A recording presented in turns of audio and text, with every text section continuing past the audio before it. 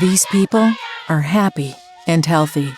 They're celebrating their new water well, drilled by Samaritan's purse. You'd never know. They're also refugees fleeing war and famine in South Sudan. They live now in the Bidibidi refugee settlement in northern Uganda. Water, food, and shelter are essential for their survival in this crisis area of East Africa. Samaritan's Purse is playing a vital role in helping them by drilling dozens of deep borehole water wells and distributing food rations supplied by the United Nations. To thank Samaritan's Purse in the first place for very quick response, that's the number one. They had the first borehole in Bidibidi. That is historical. It's a very good intervention. But since that time to date, they've been with us all the time. South Sudan represents the world's largest refugee crisis, and Bidibidi, with 272,000 people, is the world's largest refugee settlement. South Sudan has been ripped apart by civil war, with more than 1.7 million people so far fleeing to neighboring countries. Alfred Modi leads a community of about 30,000 South Sudanese people living in one part of the Bidibidi settlement. I was in South Sudan working in Terkeka. A lot of problems. Number one, the killing of people, innocent people. Even if you don't have any problem, you can be killed.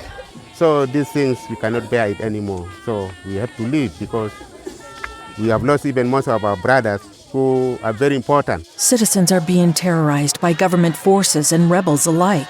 And most of them, you see their relatives being killed when they were there. Running for their lives, about 1.2 million of the refugees have fled into northern Uganda.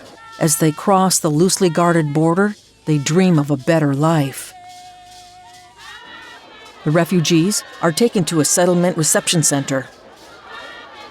They undergo an assessment to determine their medical health and family situation. 86% are women and children, because most of the men are dead or staying behind in South Sudan to fight or farm. Family members are often lost in the confusing rush to safety. I have two children. This one is the third one. And up to now, I don't know where are they. I need food because my children are suffering. Some children arrive alone, with no one to care for them. Thankfully, Uganda has opened its arms. About 2,000 refugees from South Sudan continue to arrive here each day. The total number in Uganda could surpass 1.6 million within a few more months. Samaritan's Purse is committed to being here and to helping in a variety of vital ways. You know, the situation of water when I arrived, it was really very critical. And at times you shall go to 2-3 days without water. The deep borehole water wells drilled by Samaritan's Purse are dramatically improving the health and quality of life of the refugees in Bidibidi and in another settlement called Impevi. And so are the thousands of latrines we're building and the seeds and farming tools we're providing so refugees can grow their own food.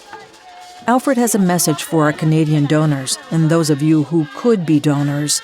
The funds that they have given has never gone in vain, but it has helped really the communities that are suffering from day to day.